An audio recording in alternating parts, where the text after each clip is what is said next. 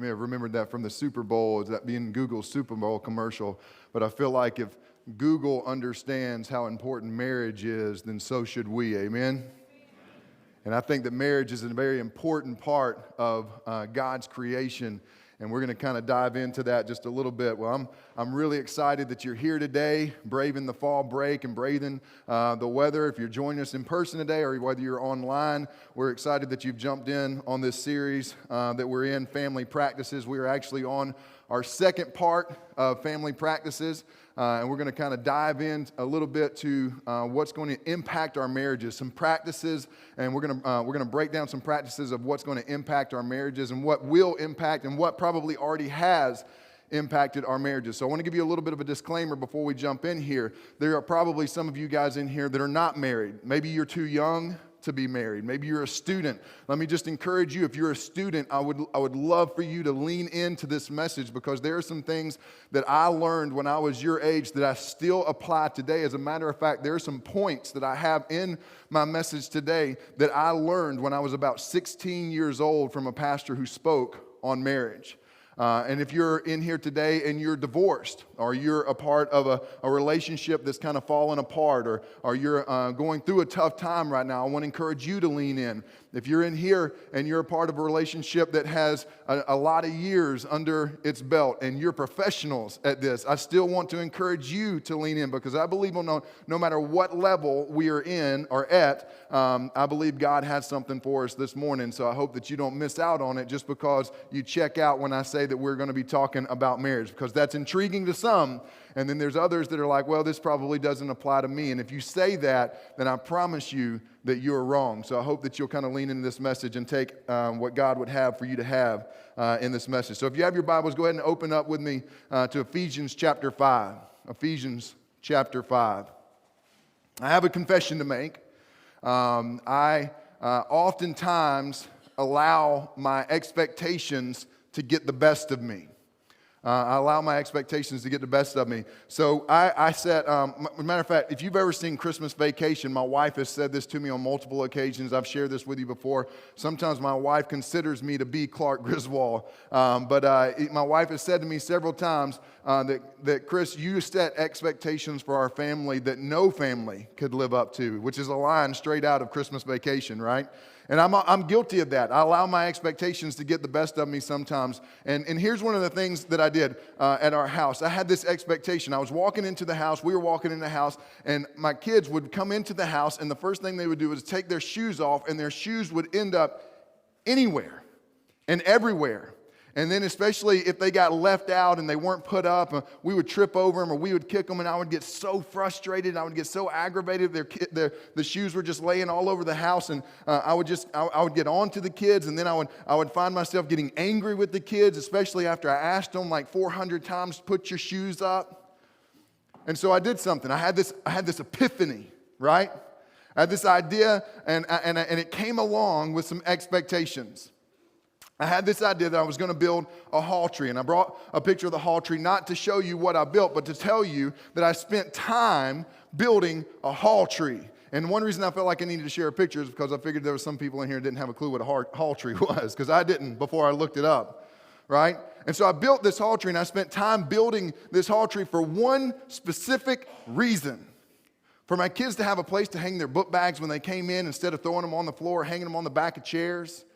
For them to have a place to hang their jackets whenever they came in. And the little cubby holes, we bought some boxes so that they could throw their shoes in there. And when you push the boxes inside the cubby holes, everything looks great. It looks awesome. So my expectation is, hey, I'm about to solve this problem. So I put hours in working on this and making it look good so that hopefully my wife would like the way that it looked, but also that my kids would think, man, this is easy. It was right inside the door. So when they came in the door, all they had to do was take their jackets off and hang them on the hook, came inside the door, take their book bags off, hang them on the hook, take their shoes off, put them in the basket. We even have, because of a good friend of mine, we even have buckets outside in my garage that if their shoes are dirty, they can take their shoes off and put them in the buckets outside that are mounted onto a wall in my garage. And you know what I thought to myself? My expectation was this, man, no more shoes, no more book bags, no more jackets on the floor, on the chairs. Even so much because their book bags, the older they get a little heavier. They hang them on the back of the chairs, and whenever you go to pull a chair out, the chair falls over. It makes this loud noise. It scares you to death, and then you're just angry because somebody scared you. You know what I'm talking about? And so it's like, I have solved the problem. You are welcome, family, right? Well, that was my expectation. The hall tree got built. The boxes were in place. And the shoes were still in the same stinking spot. The jackets were still thrown over the chairs. The book bags are still left open on the kitchen table. All these different areas to where I'm like, man, this was supposed to solve the problem. I'm still so frustrated, and even more frustrated now because I went through the work of building something to fix the problem, and it didn't solve the problem. It's frustrating. It's frustrating. When you have expectations and things don't tend to work out that way. It doesn't just happen with your kids, though, does it? It happens in life. It happens in marriage. As a matter of fact, if you grew up going to church, you grew up with an expectation of something like what Ephesians 5 says, starting in verse 22. Wives, submit to your own husbands as to the Lord. If you were a young lady growing up in church, maybe you didn't grow up in church, but if you did grow up in church, you would have heard this scripture on a consistent basis. This is kind of one of those go-to marriage verses. This would have been the expectation. So you would have grown up and you would have said one of two things: I will not submit to anyone. And some of you even think that now. Right? Like you're like, man, why does the Bible say that? Like the Bible's teaching women not to stand up for themselves and not to have a backbone, and they're just supposed to submit to their husband. I think it says a lot more than that. But this is the biblical way that a marriage is supposed to work. This is the way God designed the marriage to work. And one of the reasons why we see problems in marriages today is because we look at that and we go, no, no, no, no, no, no, no. I will not submit to anyone. But the problem is, the next verse. Men like to look at that verse and say, see, I told you so. Like right now, some of you guys are sitting there going, like elbowing your wife. I told you, right? And then she gives you the eye and you go, I'm sorry, I didn't mean it. I didn't mean it. But it's like, I told you this is what Scripture said, or this is what I thought. I knew I'd heard that before. Wives, submit yourselves to your husbands. But verse 25, skipping down just a little bit, says, husbands, love your wives as Christ loved the church and gave himself up for her. You see, this is the way this works, right? If we as husbands love our wives like Christ loved the church, why wouldn't they submit to our leadership?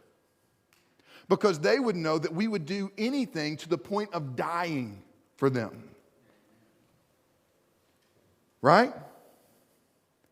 And why wouldn't we, wives, if we knew that our husbands loved us that way, why would we choose not to? You would want a husband in your life that would treat you that way, that would love you that way, that would honor you that way. It's not just submit and that's it in a relationship. It's a two-way street. This is the way things are supposed to go. But if you grew up in church, this is how you kind of expected marriage to be. Right? You grew up thinking, hey, as a wife, I'm going to have to submit to my husband, but I'm going to have a great husband. He's going to love me like Christ loved the church. As a husband, you're like, man, I'm going to have a wife that loves me so much that she's going to submit to my leadership. And sometimes that's even a little bit scary. But it's this expectation that you have going into marriage. And then guess what? You get married. And you realize it doesn't work like that all the time. And it doesn't work like that all the time, not because it's not the way it was intended to be. It doesn't work like that all the time because you and I screw it up. We don't do things real well, but we have these expectations going into marriage. And if we grew up in church, that's what it looked like. So naturally, if Scripture tells us that this is the way marriage is supposed to look like, naturally, men would expect to be respected. And women would expect to be loved. We were created. We were hardwired this way. Men would expect to be respected, and women would expect to be loved. So where does the breakdown happen? Why do we tend to get so frustrated with one another? Why do arguments tend to kind of creep in to our relationships? Why do we have so many failing or unhappy marriages nowadays? Where does the breakdown happen in our relationships? Why is this such a struggle? Why do we see divorce after divorce after divorce after divorce? Why do we get to a certain season in our life and we hear about our friends or we hear about couples that we kind of hung out with and all of a sudden their relationships are falling apart? Or most importantly, here's the most important question. What is the greatest cause of failing and unhappy marriages? What's the greatest cause? If I was to ask you, what is the greatest cause of a failing and unhappy marriage? You could list off 2, 3, 4, 5 things that you think it could be. Many of you guys would say, man, money. Money is one of the things I've heard that's often like the cause of unhappy marriage or divorce. It's one of those things that causes problems, the mismanagement of money, not having enough money. Some of it would be communication. We would say, man, if you don't communicate, that's the issue, and that's what causes relationships to fall apart. That's what causes problems to happen. That's what causes frustration to happen. Some of us would say, families, like extended families, in-laws, brothers, sister-in-laws, all these kind of different things. Like this is like it's too much pressure on the couple. Some people would say sex is an issue. Some people would say personality differences are the issues. We would go into all of these different things, but all of these different things are just symptoms of the problem. They're just symptoms. The biggest problem of failing and unhappy marriages has nothing to do with money, sex, extended family, communication, personality problems. It has everything to do with unmet expectations. Your biggest problem in your relationship is unmet expectations. Unmet expectations can and has killed many, many marriages. Not just marriages, also just any type of relationship. Unmet expectations is a huge, huge deal, and it's something that we don't really even understand. We would have never really put our finger on it because we would have kind of looked at it and we would have blamed all these symptoms that were happening around us. But instead, if we were to be honest with one another, every relationship that you encounter, every relationship that you've ever been a part of, whether it was a friendship, whatever it was, especially a marriage, you go into it with expectations. Relationship with an employer, you have an expectation. You're going to do a job and you're going to get paid for that job. If you have employees, you have expectations. Every relationship has expectations. The number one killer of relationships, the number one killer of marriages is unmet expectations. Unmet expectations is a deadly venom that flows to the heart and wreaks havoc in relationships. Think about it just for 1 second. I just want you to take 1 second and think about when you've had an expectation and things didn't go how you thought they should. How frustrated you were. I went through all this work to build this thing, and then things still ended up the way that I didn't want them to be. That's frustrating. And I had an expectation that it was going to solve a problem. It was going to solve an issue that we had in our house. To be honest, unmet expectations can cause pain and frustration in any relationship. It isn't just a marriage problem. It's a life problem. It doesn't matter if you're single, married, a student, young or old. Having unmet expectations is lethal to everyone. But just for the sake of what we're talking about today, we're going to talk about how it is lethal for our marriages. When you entered into your relationship, when you started dating your spouse, you brought into that relationship expectations. It might have been expectations of, we will never be like my parents because my parents were horrible parents. They never liked each other. Maybe they were great parents, but they hated each other. I don't want to have a husband, or I don't want to have a wife like my parents. I don't want to go through that type of relationship. It could be the complete opposite. Hey, when I enter into this relationship, here's my expectation. We're going to be just like my parents. I expect you to act in a way that my mother acted when it came to decision making, or maybe when it came to managing money, because she was always good at managing money, or maybe my father was always that leader that was able to make that decision and always just kind of was the breadwinner and provided plenty of money for our family, and we always had more than enough, and I expect you to be that way. And so we bring these expectations into our relationships, and when we have these expectations that we start off into our relationships, and then all of a sudden these expectations start to not get met, then we get frustrated. And when we get frustrated, we don't really know how to handle that frustration because we haven't ever really been in this area before. And so we start to take it out on one another, and we start taking little jabs, and we start arguing a little bit, or we start saying little things, and we know the buttons to push, right? You know that the people that know you the best and the people that love you the most know the buttons to push to make you do certain things. It's frustrating, right?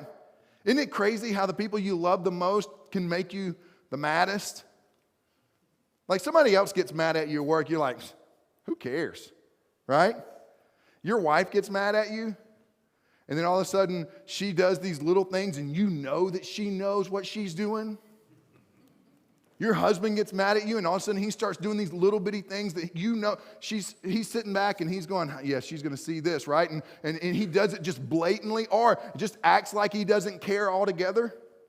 Just walks around like he's happy and having a great day when you knew it hurt your feelings, or you knew that it was frustrating to you, and all of a sudden it starts taking these little jabs. It all began with an unmet expectation. You expected something to go one way, and it didn't. And it all began with that expectation that was unmet. Now, let me blow your minds for just a minute and tell you something that you may not know. A man's expectations are different than a woman's expectations. All right? I know that you might want to let that sink in for a second. But it is so true. Like, we often assume that our expectations are the same. We often assume that we communicate in the same way. We often assume that when we say, hey, that's red, that it's the same shade of red as the other person sees as red, right? Do you remember gold dress and blue dress, or whatever, gray dress, whatever annoying thing that was going around on the internet? Right? Pink, whatever it was. They had the shoes that did the same thing. You looked at it and everybody saw two different colors. The laurel, or what is it? Yanny, or whatever, Lanny, Banning, whatever.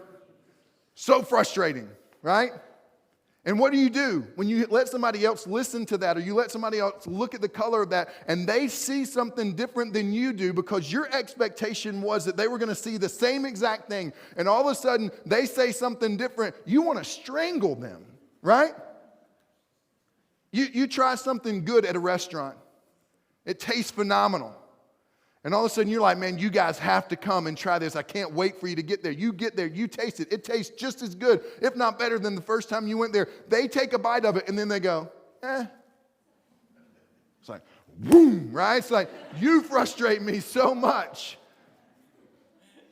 And it's all because we had an expectation.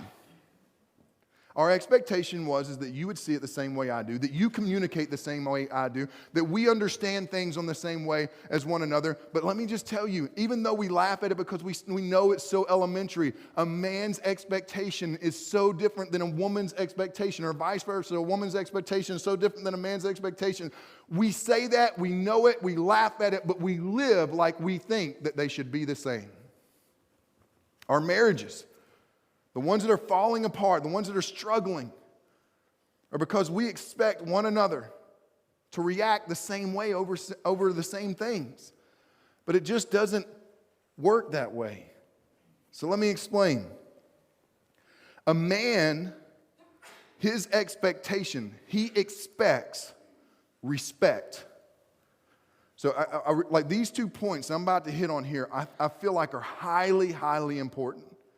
You're going to be able to remember it, but I just encourage you to understand what I'm saying. Click off the judgmental sign or the judgmental button in your head and really say, God, teach me. Holy Spirit, move me to understand so that I can be, even if I feel like our marriage is great, so that I can be better for my spouse. Holy Spirit, move me as a teenager so that I can understand this and be light years ahead of some of these old folks who are married now. Holy Spirit, move on me and help me to understand, right? Help me to get what you're talking about. A man expects respect. A man feels loved by how he is respected. Let me put it this way. I want you to hear this part. Respect is more important than love to your husband. Respect is more important than love to your husband. There's a book that I would encourage you to read.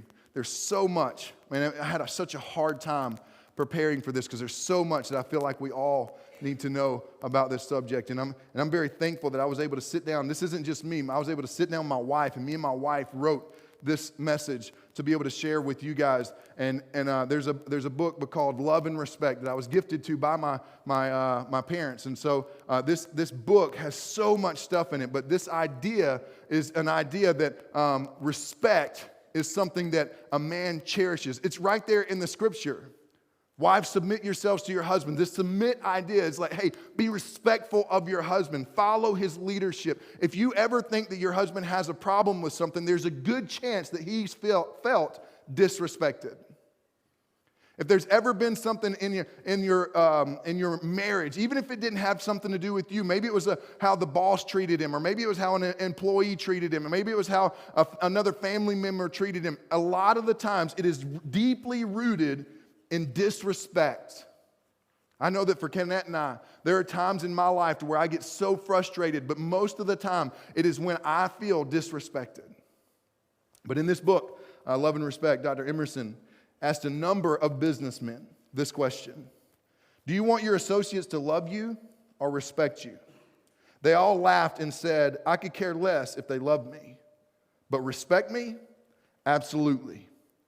Right or wrong, men interpret their world through a respect grid. And a wife's, listen to this, wives, and a wife's softened tone and facial expressions can do more for her marriage than she can imagine. Yeah, keep going. Who else? I got 2. How about 3? Right? And here's the thing. Like, if you're in a marriage right now where things are a little bit bitter, you're going to have a tendency right now to do this right here. Wives, yeah, like he deserves my respect. Chris, if you only knew, if I only shared half of what was going on, man, he doesn't deserve my respect. And you get frustrated, you get bitter. But you would be surprised. Ladies, you guys can tell a whole story with your facial expressions. Like, you can have us almost in a fetal position crying by some of your facial expressions, right? You can dismantle us by some of your facial expressions. You can give us a look across the room and we know that we've done something wrong. There have been times I've stood on this stage and I've looked down at my wife and gotten a facial expression of like, oh shoot, I shouldn't have said that, right? Because facial expression speaks so much. A man expects respect. Men, a woman expects love. A woman expects love. Now, I want to clear this up because you don't know what that means. And I'm not even being facetious about that. You don't know what that means. So let me kind of clear some of that up. Love can be many different things to a wife. Oftentimes, it can even change from day to day. Welcome to marriage. Love can be many, many different things to a wife. And oftentimes it can change day to day. It is a husband's responsibility to pay attention. Just to pay attention. And know how his wife needs, know what she needs, and how she needs to be loved on any given day. It is your responsibility. You say, Chris, how in the world am I supposed to keep up with something that changes every single day? And I say, I don't have a clue. I'm just kidding. No. So I understand the way you can get frustrated. But before you get frustrated, before you say, Chris, how am I supposed to keep up with something that changes day to day? How am I supposed to keep up with something? Man, it's just too much. I didn't sign up for this. I didn't know it was going to be like this, because my expectation of when we got married is when I got home, and she was going to be in this apron cooking dinner, and she didn't have any stains on her apron. The kids are all sitting down, just had a bath, done with their homework. They all got all A's. They're going to eat their food, not get any food anywhere. Then our butler's going to come in and clean up after ourselves, and I'm going to go upstairs and I'm going to read my evening paper. It's like, what century are you from, right? That was my expectation. I didn't sign up for this. It changes day from day. Before you get frustrated about this, let me tell you this, guys. Let me just speak to you for 2 seconds. You get frustrated about that, but you admire it when it comes to sports. When a quarterback goes to the line of scrimmage, he observes the defense every single play of a game. And quarterbacks are considered great when they call audibles at the line. You may come home with an expectation, but as soon as you walk through the door and look at your wife and you observe what kind of day she has by the facial expression she has on her face, like, save me, please, then you need to say, hey, here's an audible. I'm going to pull an audible. And I'm going to be one of the greatest quarterbacks, one of the greatest husbands to ever walk the face of the earth. One day I want to be written into the Hall of Fame because I've worked so hard at being sensitive to the leading of the Holy Spirit in my marriage to determine what my wife needs when. So before you get all crazy about it, you watch it every football season on Saturdays, you watch it all the time on Sundays, and you are impressed by it. So we need to relate it to our marriages. We should always, husbands, we should always be trying to decode what our wives are feeling. I don't know why it's this way. And I would venture to say that many wives would sit down with you if you had a candid conversation with them and say, I don't know why it's this way either. If you think you're frustrated, I'm frustrated. I wish I could tell you exactly what it was I needed at this moment, but I just don't know. But the expectations of a man and woman are different. The way you communicate is different. The way you act is different. People have made millions of dollars over writing books and putting on seminars about this because we're so different. We should constantly be trying to decode what our wives are feeling. And that shouldn't be something that we look at as a negative thing. That should be something that we seek after. It's the art of pursuit. Before you got married, you were pursuing one another. You were learning about one another. And husbands, we should constantly be pursuing our wives. And one way that we pursue our wives is to decode whatever code they're putting out that day. Whatever code it may be. So let me help you a little bit in the decoding department on both sides of the fence, men and women. Let me help you out a little bit. I want to give you specific things that a husband needs from his wife and a wife needs from her husband. These are the things that I got when I was a teenager that have lasted this long, that every premarital counseling meeting I have, this is a part of the premarital counseling that I go through. Every time I meet and I counsel with folks that are having struggles, we talk about these things. So I want to give these specific things to you, okay? We already know that a husband needs or expects respect and a wife expects love. So here's some things that a husband needs from you wives. Number one, they need admiration. They need to be admired. Guys, I'm going to get to this more in just a second, but we are fairly simple creatures because we're not smart enough to be complicated. And that's just the honest fact. Like we just are fairly simple people. God created us. He wired us this way. We need to be admired. When my wife looks at me and says, I'm just so thankful for the father you are. Man, when I get off stage, every one of you guys could walk outside and say, Pastor Chris, man, what a great message, and shake my hand. And that means a lot to me. But when I get in that car and my wife looks at me and says, man, that was a good message. Whew. It's like I breathe a little bit easier, right? But if she looks at me and she goes, yeah, it was good. I feel like I've dropped the ball, right? And then she throws this in there. Like everybody else probably didn't recognize what I recognized. I was like, all right, we arguing right now? Did I not do something? Did I not decode something that I was supposed to decode, right? So no, but that admiration is a big, big deal. You know this about yourselves, husbands, men. You want to be admired. You strive to be admired. Wives, your husband needs to be admired. Number 2, he needs sexual fulfillment. It is a huge part of the marriage process.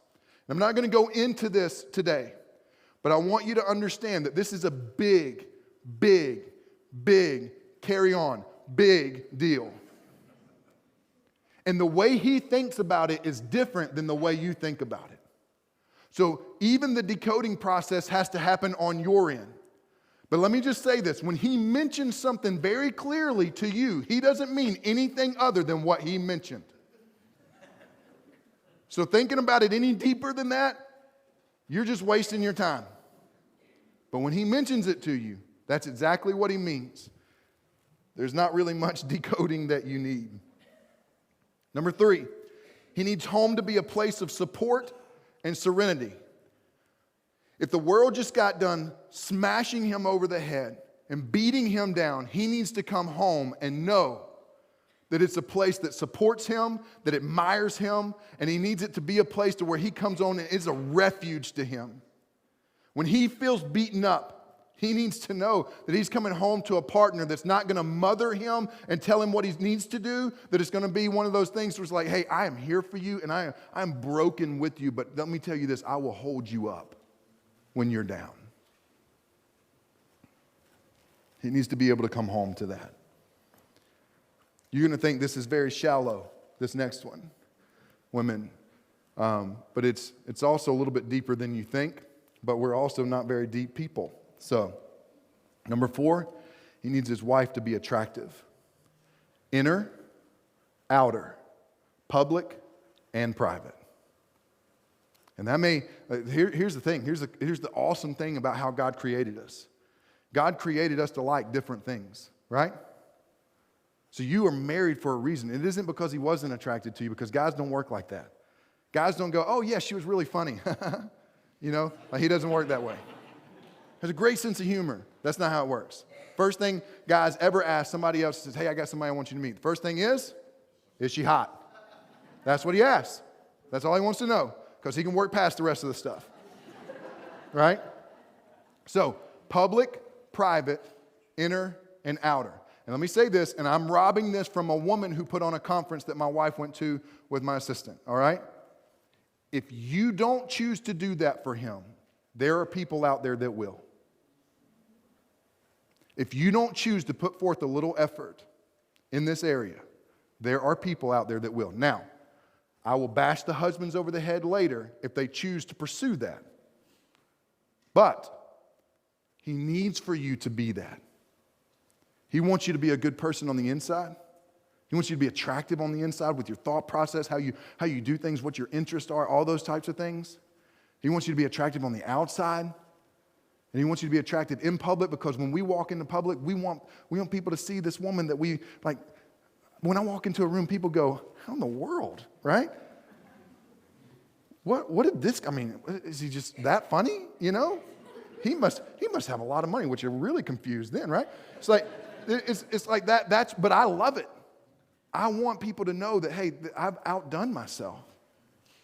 But private, same thing. It's a big, big deal. Let's keep rolling. Last one. He needs a life companion. He needs a companion that's going to walk through this with him.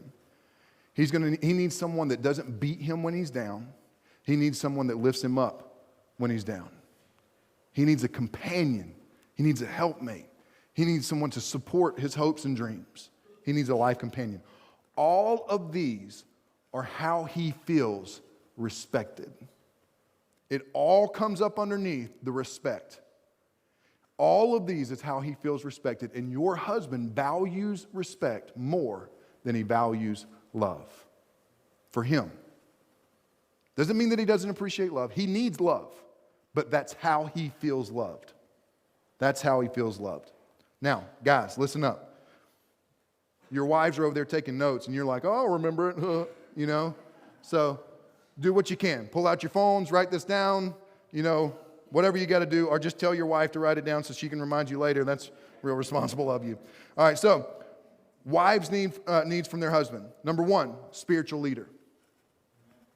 She needs you to be the spiritual leader of your home. And there's a good chance that for far too long, she's been the spiritual leader. Your kids need you to be the spiritual leader of your house. She doesn't need to be the one pulling that. Y'all are going to do this together, but you need to be the spiritual leader of your home. This is not somewhere to drop the ball. Because if you get this right, all this other stuff will fall into place. Number two, personal appreciation. Instead of you taking jabs at her, instead of you talking behind her back to your friends and y'all get into this wife bashing session with your coworkers, she needs to be appreciated by you. She needs to know that when you get in that conversation, you're going to look at all these other guys and go, man, I don't know who you guys are married to, but my wife's great. Even if you just came off in an argument, she needs to know you're going to go to bat for her. She needs to know that when you walk in the door, and it has been one of those days that you observe that things haven't gone so great, that you look at her and you walk up to her and you take 2 seconds to wrap your arms around her and look in her eyes and say, hey, I just want you to know it looks like today might have been a little bit difficult, but man, I love you and you are beautiful. I couldn't wait to get home to see you. She needs that admiration. She needs those personal touches that you put into that. She needs that appreciation. Number 3. She needs romance. This is a difficult one, okay? She has to have romance, but romance is a game. It's a game of hide and seek. If you find romance one day, and then you go back the next day to try to find it in the same spot, it doesn't work like that. You can look for it all you want, but she has taken it, and she is an incredible hider, all right? But this doesn't have to be frustrating. As a matter of fact, it can be kind of fun if you let it be fun. If you communicate, if you're not so guarded and put up all these walls like, I am man and you do what I say, right? It can be a fun thing. As kids, we used to love playing hide and seek. And as adults, we get to play the adult version. It should be something we're intrigued by. And you should do everything in your power to find it. Number 4, she needs intimate conversation. I'm going to get to more of that here in just a second.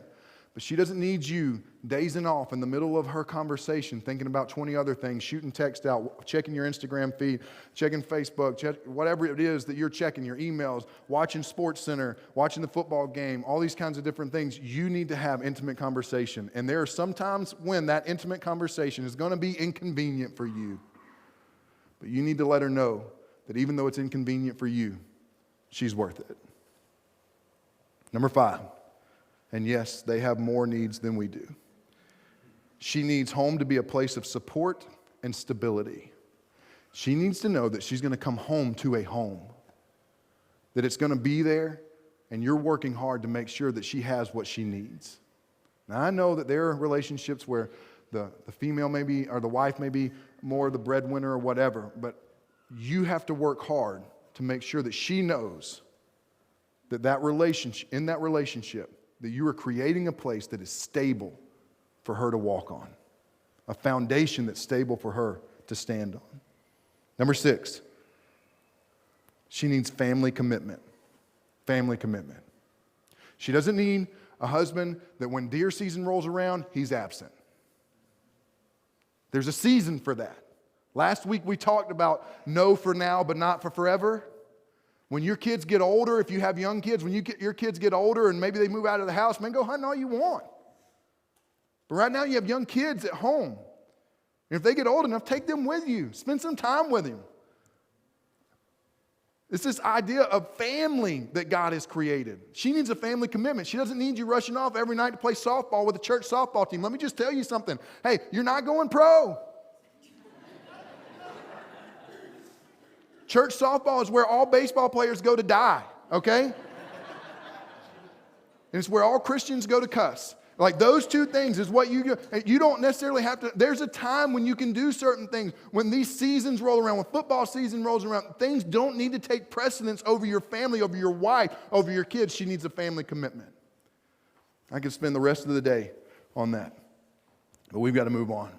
All these are how she feels loved. It all comes up underneath how she feels loved. He feels respected. She feels loved. Now, this list is not so that you can lord it over your spouse and say, see, I told you so. This is meant to be a tool for you to do some self-evaluating. It's not for you to say, hey, look, you're not doing what Pastor Chris said. You're not doing it. And if Pastor Chris said it, it's from the Bible, right?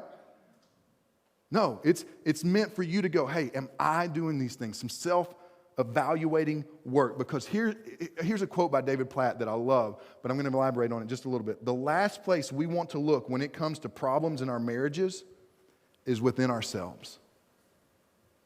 We want to blame everyone else. There's a pastor I knew that used to do a bunch of counseling, and he would bring marriage, like these people who were having problems into his office, and he would draw a circle on a piece of paper, and he would give each one of them a marker, and he would say, hey, take a piece of the pie that you think is your responsibility, and neither one of them would draw a piece of the pie because they felt like it wasn't my responsibility. It's not my fault. That dates back to Genesis, right? Eve takes a bite of the fruit, goes and gives it to Adam. Adam knows he's not supposed to take it, but there's a woman in front of him telling, hey, eat this. And he's like, okay, He takes a bite of it. Then God comes up and says, why'd you take a bite of it? I told you not to eat of that tree, the only tree in the garden I told you not to eat. Eve goes, well, the serpent made me do it. And Adam goes, well, the woman that you gave me made me do it. None of them wanted to go, hey, it was my fault. I had no self-control. And that's what happens in our marriages. We get in an argument and none of us want to take responsibility for our portion of it. And sometimes you got to take responsibility for something that's not your portion. Sometimes you got to apologize even when it's not your fault. There are times when I have to look at Kenneth and I got to go, babe, I do not understand why you're so frustrated right now. But let me just tell you, I am sorry that you are frustrated. Help me to understand. And then we talk about it for 4 hours and I still don't understand. But I'm still just as sorry, if not more than. I don't want you to be upset. Let me carry this load for you. If we all fight to win, we never win. Even when you win, you don't win. When you fight in an argument and you try to win the argument, you try to win a discussion, you don't win because your spouse walks away beaten up. You win when you try to help the other one win. And if both of you guys are trying to help one another win, then what happens? It's not rocket science. You win, right? It's a passion of love. It's an act of love. It's an act of what God called marriage to be. So, husbands, your love motivates her respect. And wives, your respect motivates his love. Husbands, you choose to love her. And the way that she needs to be loved, it will motivate her to respect you. Wives, you choose to respect him even if he doesn't deserve it, in the way that he wants to be respected. And he'll love you. It's a byproduct. It's how we're wired. Now understand this. The struggle is real. Communication is a huge, huge issue between men and women. It's a big problem. It's not the problem. It's a big problem. And the reason it's a big problem is that we all have expectations going into our marriages, but we don't communicate what those expectations are. We don't communicate them. And if we do communicate them, we don't communicate them in the way that the other person understands. It's almost like taking someone who speaks Chinese and someone who speaks English, American, and said, hey, we need you guys to communicate, but neither one of y'all know each other's language. You've got to learn each other's language. Google can help you out, but you got to learn each other's language before you can communicate. Because when you interpret something, it's completely different than how your spouse interprets. For instance, there have been times when Connette's been cooking or cleaning in our kitchen. And one of my, I don't know why, it's like one of my, I guess it's one of my pet peeves that I didn't know I had a pet peeve. I can't stand open cabinets or open drawers. And I walk into the kitchen and she's been cooking and she's been cleaning and she's been doing all this different stuff. And here's what I say. Hey, would you like for me to close that drawer? Now, when I said that, here's what I meant. Would you like for me to close that drawer? But when she heard that, here's what she heard. You don't think I can keep this house clean? You want to know what drawers are closed? The drawers upstairs where I folded your underwear, socks, and t-shirts and put those up after I vacuumed the upstairs and had the kids do the homework downstairs and started finishing dinner so that you would have something to eat. Now you want to talk to me about closed drawers and open cabinets? That's what she heard. But what I said was, would you like for me to shut this drawer? And I honestly didn't mean anything by it. Women, we don't have much more than that. And guys, they do. Everything you say, there's more to it than what you think. Men, if you communicate to your wives, there is more to it than what you think. There's always more. Hey, I'm going to go play golf. You don't want to spend time with me? No, I just want to play golf. Right? And you can go on and on and on. We can fill in those gaps. Men are literal, and everything has a deeper meaning to women. Men are literal, and everything has a deeper meaning to women. Women, I want to, and you probably know this, but you have to be specific on how you want to be loved. You have to be. Because I'm not even really meaning this as a joke. But I was going to say we're not smart enough to figure it out. But here's the real issue. We are working very hard to figure out how you need to be loved. And if you come up to us and say, hey, I just want you to love me. I just want you to show me a little bit of love. I just want you to spend a little time with me. I just need to feel a little bit more loved. We don't have a clue what that means. For us, we would know what that meant because it just meant, hey, I'd like for you to spend some time with me. I want to feel loved. But for you, it means so much more than just feel loved. So you have to get specific. Hey, when you walk in the door, before you go into whatever else you're doing, when you get home after your day's work and I get home after my day's work, I would love it if you just came up and just hugged me for a second. And just spent 2 seconds letting me know how much you care about me. I would love it if you would cook dinner one night. I would love it if you would help me clean up the kitchen when we're done. I would love it if you would plan a date night. I don't even care what it is. I just need a date night. If you're specific, I promise you, it's going to make it way easier on us. And we're already working very hard to figure out what it is. Now we know what to do. And I get it. But Chris, I want him to do that without me having to tell him. I don't want to have to tell him how to love me. If you don't explain to him how to love you, he'll never get to the point to where he can do it without you having to explain. He'll always love you how he wants to be loved. And you will always love him how you want to be loved. And the problem is that you don't want to be loved how he wants to be loved, and he doesn't want to be loved how you want to be loved. There's another book that I highly recommend. It's an old one, but it's a good one. And many of you guys probably know what it is. I recommend it to every couple I ever counsel with. But The 5 Love Languages by Gary Chapman. Because your love language might be getting gifts. It might be quality time. It might be physical touch. But his is not. Hers is not. But once you figure out how to speak Chinese, you can communicate that. You can let her know how much she means to you. Men, you need to be sensitive to your wording. You need to take a second and be sensitive to your wording.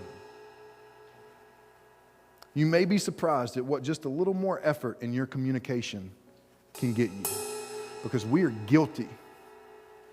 We are guilty of just being like short sentences, short answers.